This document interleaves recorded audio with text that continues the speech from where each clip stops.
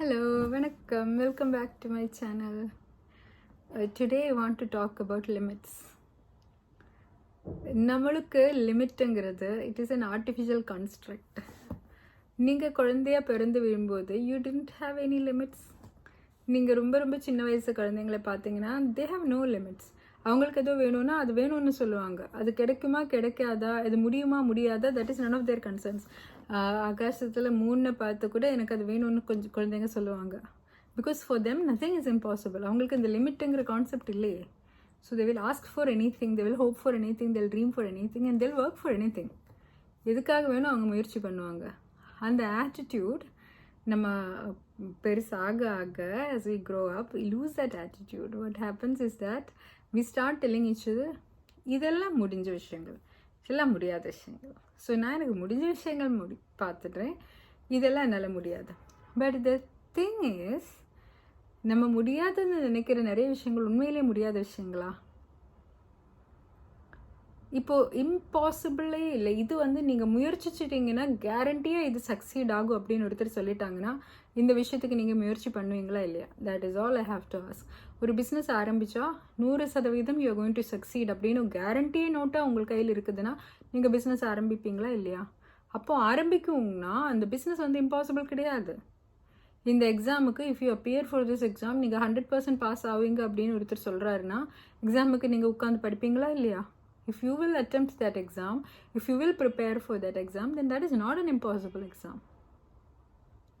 நம்மளுக்கு மைண்டில் எப்போவுமே எனக்கு என்னோட லைஃப் செட்டில் ஆகிடுச்சு, ஆர் என்னோட ட்ராக் இந்த ட்ராக்கில் நான் செட் ஆகிட்டேன், இதிலிருந்து மாற்ற முடியுமா, இப்படியெல்லாம் நமக்கு நிறைய கேள்விகள் வரும். இதுக்கு என்ன காரணம்னா, நம்ம சுற்றி இருக்கிறவங்கள நம்ம பார்த்துருக்கிறத we would have generally seen. ஒரு குழந்தை வர்றாங்க, அவன் ஸ்கூலுக்கு போகிறான், ஏதோ ஒரு காலேஜில் ஒரு டிகிரிக்கு போகிறான், அதுக்கேற்ற மாதிரி ஏதோ வேலைக்கு போகிறாங்க, கல்யாணம் பண்ணுறாங்க, செட்டில் ஆகுறாங்க, அப்படியே that is their life, that is the end. இப்படி வாழ்க்கையை முடிக்கிறாங்க. இது பார்க்கும்போது நமக்கு என்ன தோணுன்னா, திஸ் வாழ்க்கை செட் ஆகுறதெல்லாம் காலேஜ் ஆரம்பிக்கையிலிருந்தே செட் ஆகிடுச்சு அப்படின்ட்டு. ஆனால் it is not like that. Every day is a new day, and every decision you make, every choice you make has the potential to change your life. A single day can change your life. A single incident can change your life. நிறைய பேர் close or near death experiences, some kind of life threatening experiences வந்த பிறகு what they do is that immediately அவங்க லைஃபே மாற்றிடுவாங்க. They will go and start doing things they always wanted to do, because the mortalityங்கிறது that will come face to face with them. அப்போ அவங்களுக்கு ஐயோ அவ்வளோதான் life, இப்போ நான் வாழ்ந்தால் தான் உண்டுன்ட்டு they'll start living and they'll start working. So அப்போது financially they'll become more sensible, responsible, and அவங்க passions they'll follow more and they'll love more. Their ரிலேஷன்ஷிப்ஸில் கொஞ்சம் டைம் இன்வெஸ்ட் பண்ணுவாங்க. So why do you wait for some such experience to do all of these things? You already know that mortality is there, அது வரதான் போகுது. And all of these limits that you set around yourself, they are not real. You are limitless. You are genuinely limitless. உங்களை விட கஷ்டமான சூழ்நிலையிலிருந்து உங்களுக்கு இருக்கிற அந்த அளவுக்கு கூட ரீசோர்ஸஸ் இல்லாமல் people who have started with much less than what you have, physically, financially, socially, எல்லாம் intellectually எல்லாம் உங்களை விட கஷ்டமாக இருக்கிற சூழ்நிலையிலேருந்து ஆரம்பித்தவங்க, whose starting point was behind, அவங்க உங்களை தாண்டி ரொம்ப தூரம் போயிருக்காங்க. That is what history has shown us. என்னை விட நான் பிறந்தப்போ நான் எந்த சூழ்நிலையில் இருந்தோ அதை விட ஒரு 100 மடங்கு பின்தங்கி இருந்த ஒரு நபர், ஃபிசிக்கலி ஹேண்டிகேப்டு அப்படி இப்படி இருக்கிற ஒரு நபர் நோபல் ப்ரைஸ் வாங்குறாங்கன்னா அவரோட எஃபர்ட் எங்கே இருக்குது, என்னோட எஃபர்ட் எங்கே இருக்குது? அப்போ அவருக்கு இல்லாத லிமிட்டு நான் எனக்கு வரைஞ்சி வச்சுருக்கிறதுனா அது என்னோட தப்பு தானே? If that limit was not applicable to them, then why is that applicable to me? Same thing for you also. உங்களுக்கு பார்வையில் இன்னொருத்தருக்கு ஒரு விஷயம் சாதிக்க முடியுதுன்னா உங்களால் ஏன் முடியாது? If they can do it, why can't you do it? Who is telling you not to do it? Who is telling you that it is impossible? உங்கள் வாழ்க்கையில் இப்படி தான் நடந்துச்சுன்னா இனிமே வர காலம் மொத்தம் இதுதான் உங்கள் கதைன்னு யார் சொல்கிறாங்க? Who is this person who is telling you that this is the box in which you have to live? There is no such box. இந்த பாக்ஸ் உங்கள் மைண்டில் தான் இருக்குது. And you imagine there is this box where I have to live, and then you put yourself inside that box. நான் அந்த பாக்ஸுக்குள்ளே தான் இருக்கணும். இல்லைன்னா இவங்க என்ன சொல்லுவாங்க, என்ன ரிஸ்க்கு தானே அது, என்னால் முடியுமா, அவங்க ரெடிக்யூல் பண்ணுறாங்க, அவங்க சப்போர்ட் பண்ணலை எனக்கு, இப்படி வேறு யாரும் பண்ணது கிடையாது, இதெல்லாம் புதுசாக இருக்குது, என்னால் முடியுமா, இத்தனை நாள் நான் வந்து லாஸ்ட்டு ஸ்கோர் மார்க் வாங்கிட்டு இருந்தேன், இப்போ தான் படித்து எனக்கு எக்ஸாம் பாஸ் பண்ண முடியுமா நான் இப்படிலாம் these are all limits that you make for yourself. எந்த ஸ்டார்டிங் பாயிண்ட்டாக இருந்தாலும் சரி, என் பாயிண்ட் இஸ் நாட் டிட்டர்மின்ட். என் பாயிண்ட் டிட்டர்மின் பண்ணுறது வந்து நீங்கள் தான். What effort you put in, நீங்கள் எப்படி போகிறீங்க, எவ்வளோ ஃபாஸ்ட்டாக நீங்கள் போகிறீங்க, அதை பொறுத்து தான் உங்களோட டெஸ்டினேஷன் இருக்கும் ஒழியே நீங்கள் ஸ்டார்டிங் பாயிண்ட் வச்சு உங்கள் டெஸ்டினேஷன் சொல்லவே முடியாது. ஒரே வீட்டில் ஒரே அப்பா அம்மாவுக்கு பிறந்த 2 குழந்தைங்க, even if they're identical twins, அவங்க பார்த்து 2 வழியே டைவர்ஜ் பண்ணி போகலாம். Why? Because they went in different directions, they made different choices. Similarly you can make different choices. இன்னைக்கு உங்கள் லைஃப் இப்படி இருக்குன்னா நாளைக்கு அப்படியே தான் இருக்கணும்னுலாம் ஒன்றும் இல்லை.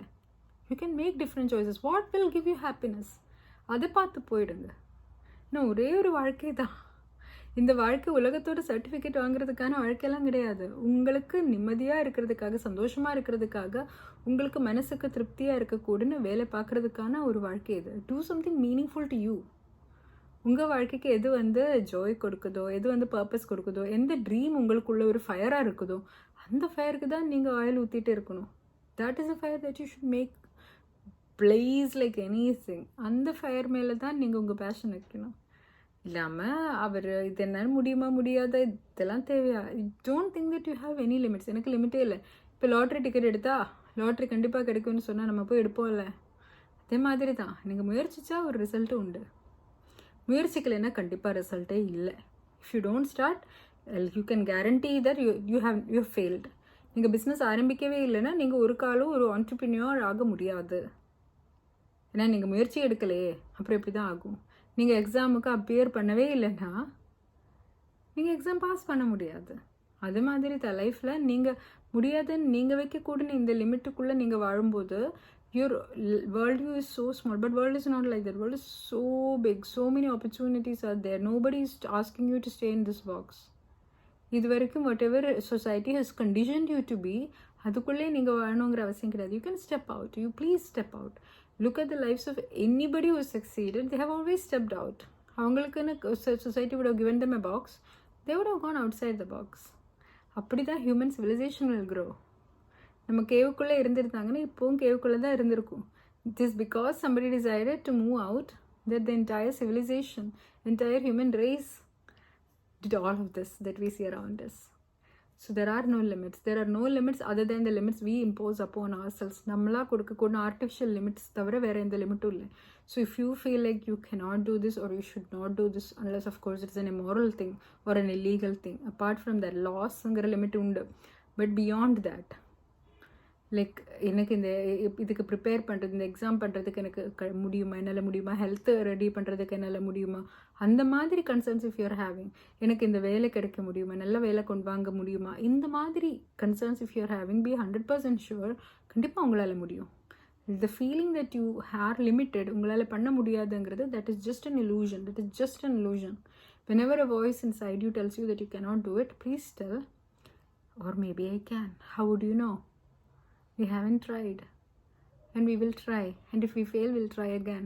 We'll try until we succeed. If you are going to keep trying, then you are bound to succeed. Like nothing can stop you. நீங்கள் quit பண்ணாதது வரைக்கும் success is a possibility. எங்கே நீங்கள் quit பண்ணுறீங்களோ அங்கே failure is a guarantee. So please don't quit. Keep trying. Don't limit yourself. Whatever you wish for, whatever you dream for, make it the wildest, biggest dream that you have. Have the greatest hope.